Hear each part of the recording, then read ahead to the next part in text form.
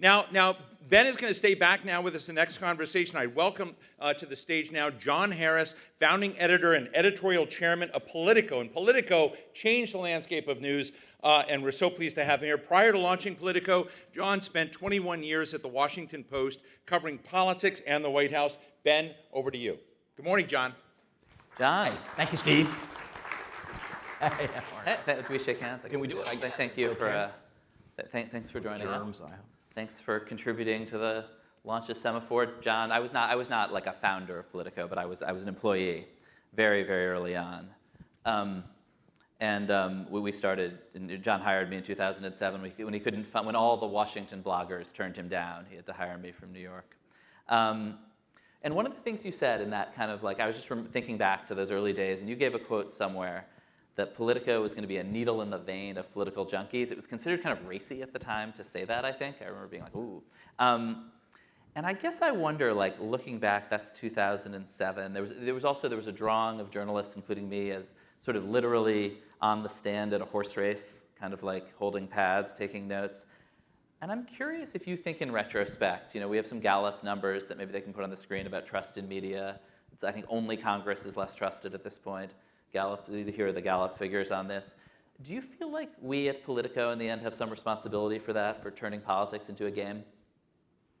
I don't mean to sound complacent, but not really. Well, defend yourself. Those numbers, first off, if you want to be popular in media, media is the wrong profession for you. Like those numbers have been low for 50 years. I was trying to tell Jim Clifton. I think politics. But they've gotten politics worse. Wait, they have really gotten worse. Well, I'll answer your question. I don't think it's a frivolous question. But we did view politics partly as sport, partly as entertainment, but we didn't view it only as entertainment and only as sport. When I started Politico, I'd been at the Washington Post for 20 years, and I did it not because I thought it was a frivolous enterprise. I think journalism is a serious enterprise. So that's what I believed and what I believe. I will say the context is of the times. It's not like those were great times. We were in the middle of Iraq War, and like a year after our launch, we had the most serious recession since the Great Depression. But I don't think that we felt that we were that there was something existential about the whole political system and whether it was trembling. So to me, it does seem a little frivolous now to be covering politics as primarily as sport. But to be honest, a lot of people do engage with politics the same way they engage with sports, and they throwing stuff at the screen and we don't use drug metaphors anymore. Our advertisers didn't like it, but I have to say, watch out, a note, Justin. But to be honest, right? If you watch modern political culture, it obviously is a sort of an almost narcotic reaction that gets people so consumed and spending 12 or 15 hours a day on their phone and popping off about this or that. Your previous conversation with Taylor, I think she could speak to that. The mania that people bring to this is, in my view, it's not a healthy, great way to live. But anyway, I don't really think maybe we were reflecting market opportunities. I don't think, except maybe at the very margins, I don't really feel culpability about contributing to the decline of the culture.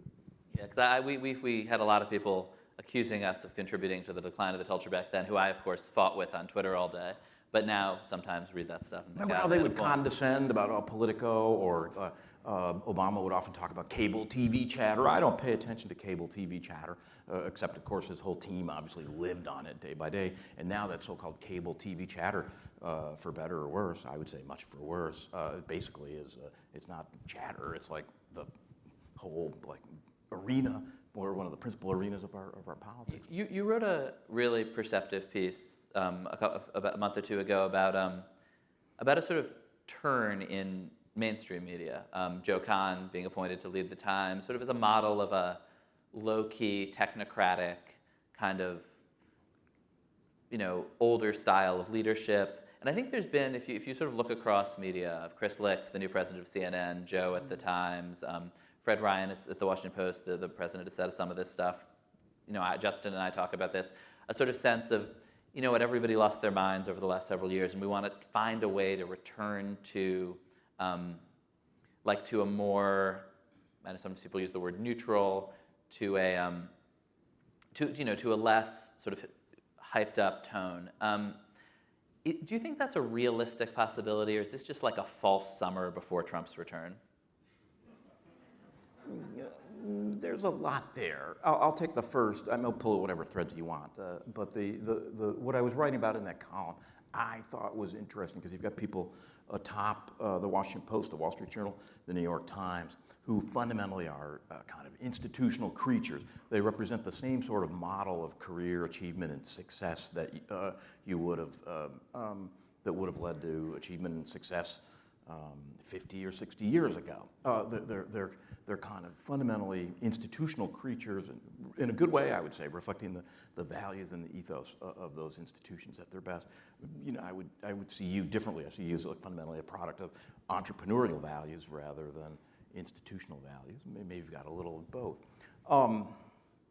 And I thought it was interesting that in this sort of wildly disruptive age, these institutions were all returning to these kind of classic organization man or organization women models. If you remember the famous book in the 50s about the organization man.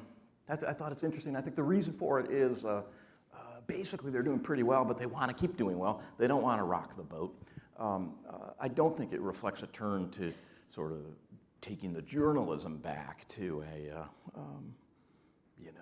1960s or 70s model. That's irretrievable. You couldn't do it if you wanted to, and I don't think many people want to. But I do think it was institutionally like, hey, can we just get some stability and move away from wars in our newsroom and for sure make sure our business model is...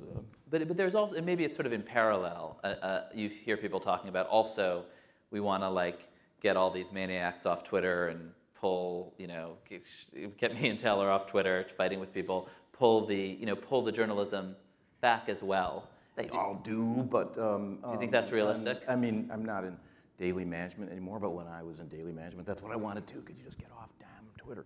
But it's not... they know, everybody there knows that's not attainable. I think the minimum they can do is can you just not cause an international uproar on Twitter? I don't know if anybody at Semafor is here, but please, that's our bar as well. It's not as the Washington Post demonstrated. Ultimately, they're not without levers to insist to enforce that, but they're pretty severe levers. Do you think that's a path back? Is there a path toward moving those numbers that we showed before from Gallup, or is that somewhere in that newsroom leadership, management, shaping the way you think about news? Is there any path back through that, or have these things disconnected? I think day in, day out, honorable institutions, established ones like the Washington Post and the New York Times, new ones like Semafor, things that are kind of a hybrid of old and new, which I guess you'd say is true of Politico right now. Day in, day out, you can have people do good, conscientious work, and over time there is, no matter if people hurling expletives, there is a kind of a respect and credibility that is built up over time. And yeah, you can, and to be honest, people, loathe the media or whatever, it's true, but something big happens and you're going to want to go to a respected source. You just are, so I don't totally believe all the invective. And I would say, we go back, those numbers on the Gallup are just simply a reflection of what's happened to every institution in society, whether it's, do you trust corporations? Do you trust the Congress? Do you trust the courts? Do you trust organized religion? 50 years of straight down. I think the only partial exception to that is uniformed military. Every other institution in society has lost its respect, and interesting, lost also a lot of its power. In the old days, there was maybe a reason to hurl invectives. Those handful of institutions, 3 networks, handful of papers, set the agenda. The number of people really making decisions about what Americans would learn about politics and public affairs would easily fit in this room. They all would have been white men. Enormous power. So people get angry, but actually, media power, at least for any individual institution, or for that matter, any individual journalist.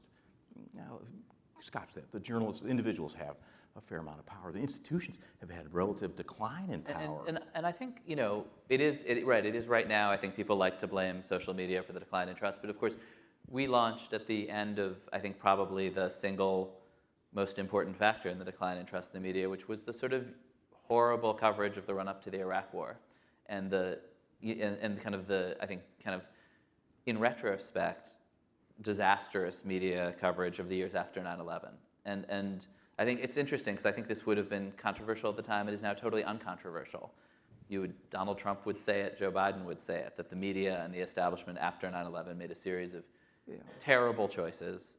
The Iraq War most obviously, but a series of others domestically, internationally. The media cheered them on, covered them uncritically, covered FBI, sort of informant-driven FBI arrests of young Muslim men, a whole series of things, very, very uncritically.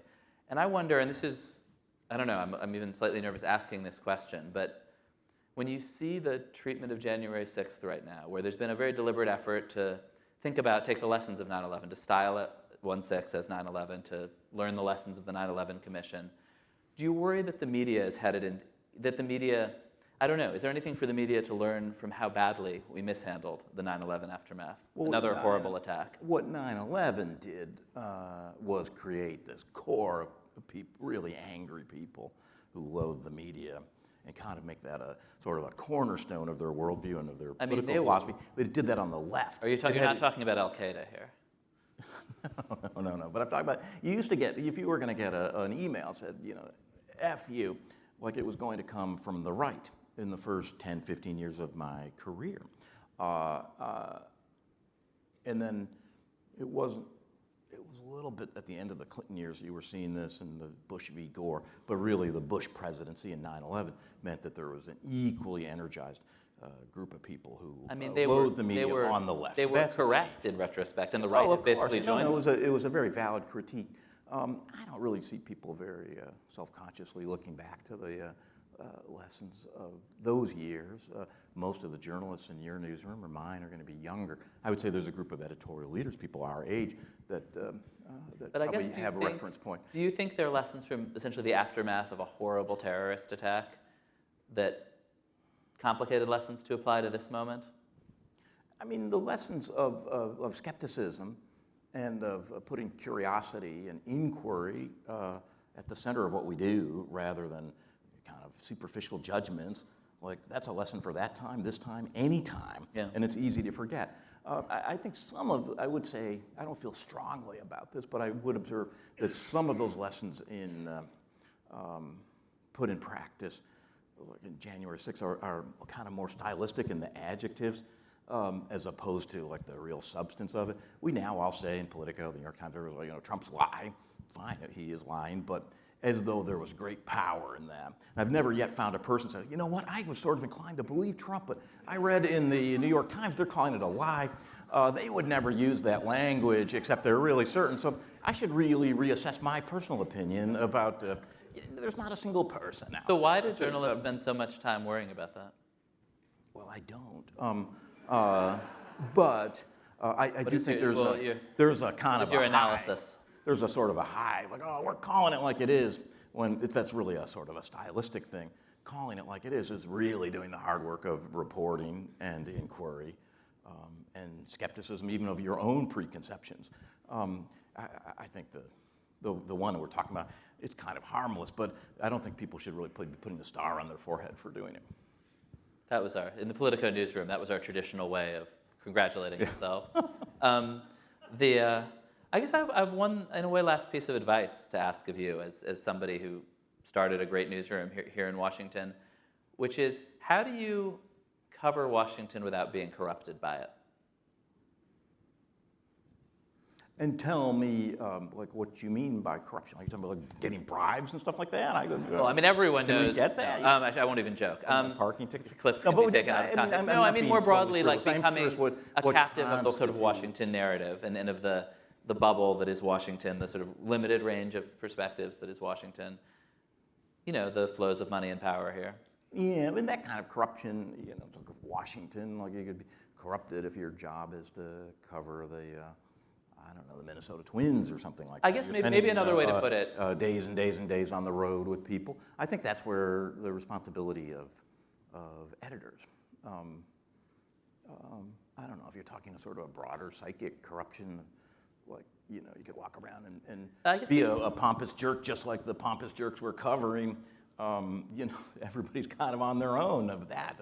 Hopefully you've got people who can tell you if you're becoming a the sort of pompous access jerk. to power, the access to the inside story, which is ultimately the story of the whole country's politics played out through here. And how do you? I think Politico's done a great job at this, but I wonder how if you think about it, maybe it's just I don't instinctive. know. Maybe this is related. I'm often struck by the kind of banality of political conversation. You get invited to one of these big conferences. You go to Davos would be a classic example. You're like, wow, these CEOs and masters of the universe are going to be there. You would think, oh, they're going to really have these profound insights into power and the way the world really works. And then you have these conversations with them, and it's the most sort of conventional. They're just talking about what they saw on Twitter. I really think that Biden's got to do more to stand up to the left. What's with this? Don't you think AOC's, threatening to lose the center? He's like, look, this is what the insights you get by being a master of the universe. So I don't know if that's responsive. No, there's a story to your that question, but my I don't. Like, you put your nose up against the glass, then if somebody opens the door, you realize, like, I didn't want to come in anyway. No, that's so true. And maybe I'll just close with a story that my colleague Liz Hoffman reported in the Journal when she was there, which is, the great story of Davos the last time it met in person was that it was January of 2020, and these masters of the universe meeting to look forward at the great issues of the day missed COVID. Like, it had already started, and they were all talking about other stuff. And actually, a couple people were running around with their. You were there. I saw you there. Telling me we you were about among to them. leave BuzzFeed and go do a New York Times media. Right. I thought that was the most important thing happening. It was the most interesting thing. And in retrospect, it was just this incredible moment of no one knows anything, and that what John said, that you press your nose up against the glass and you see they are just sort of reading the same tweets you are. Thank you so much for taking the time, John. Ben, it's fun to see you starting something new. Good luck.